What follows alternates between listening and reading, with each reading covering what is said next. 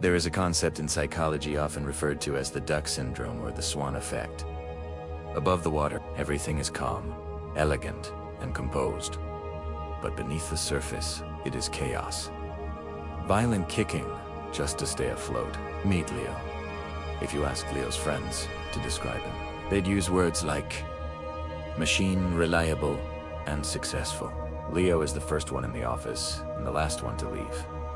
He's the friend who plans the trips. He's the one you call when you have a problem.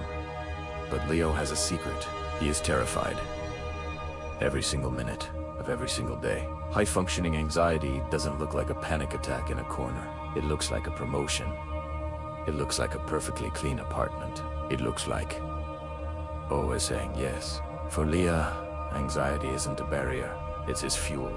He thinks that if he stops worrying, his entire life will fall apart. A text message comes in. Can you help me move this weekend? Leo is exhausted. He hasn't slept more than 5 hours in a month. Every cell in his body screams nitrogen monoxide. Leo types.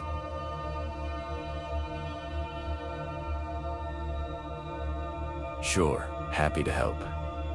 This is the trap. The better Leo performs, the more people expect from him, and the heavier the mask becomes. He is buying love with performance, terrified that if he isn't useful, he isn't lovable. The crash rarely happens during a crisis. People like Leo are great at crisis. The crash happens during the quiet. It's Tuesday morning. Leo drops a coffee mug. A simple accident. But Leo doesn't just clean it up. He stares at the shards, and suddenly, he can't breathe.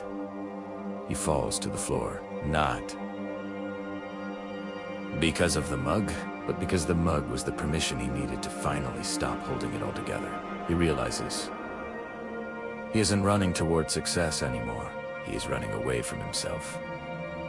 This is the moment the strong friend finally breaks, and it is the most necessary thing that could have happened. Leo learned something that day. Rest is not a reward you get for finishing your work.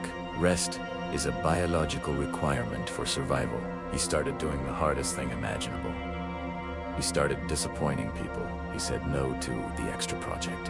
He said I can't to the weekend plans. And do you know what happened? The world didn't end. His friends didn't leave. In fact, they stepped up. By taking off the mask of perfection, Leo gave the people around him permission to be human. 2.